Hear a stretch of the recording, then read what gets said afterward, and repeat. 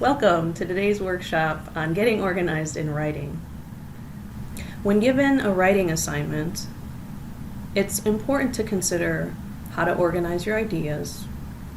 It's also important to consider what your paper is going to look like or the framework for your writing assignment. But now we need to consider how to actually put those ideas and framework into a first draft. So let's talk about organizing the entire paper.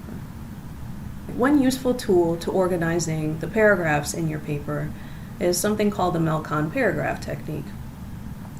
First, we have our main idea, which would be the topic sentence, our evidence, which includes our examples and supporting details, with links to the main idea, and then the concluding sentence in our paragraph. Our main idea is known as the claim, particularly if we are looking at our introductory paragraph, but this also follows for any other paragraph. Let's take a look at a graphic organizer to help you write your paragraphs. So we have here our topic sentence. Next we have our first example or piece of evidence supporting our topic sentence or claim. We have the link, and then toward the bottom, as we can see with the purple arrow, we have our conclusion sentence. You'll notice that between all of these ideas there are transitions. Let's take a look at a sample paragraph and see how it corresponds to that graphic organizer. So first we have our main idea. Students who learn how to write well will earn better grades in most classes. Our first example. This is true because most instructors assign a variety of written assignments, and these written assignments often encompass a large percentage of a student's final grade. Our link.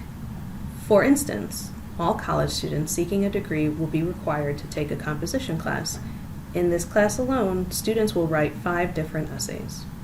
So you'll see that that pattern continues. We have another example, another link, and then lastly we have our concluding statement. Because all students will be required to compose a large number of essays, it is important that they learn how to write well. So another thing to consider when organizing the entirety of your draft are transitions. We have here some examples of transitional phrases and words that you may use. You want to make sure that you're moving from paragraph to paragraph smoothly and seamlessly. Each paragraph has a distinct purpose, but you want to move in a way that the reader understands your line of reasoning. Some of the important transitions you may use are for adding or sequencing or contrasting or perhaps emphasizing certain points.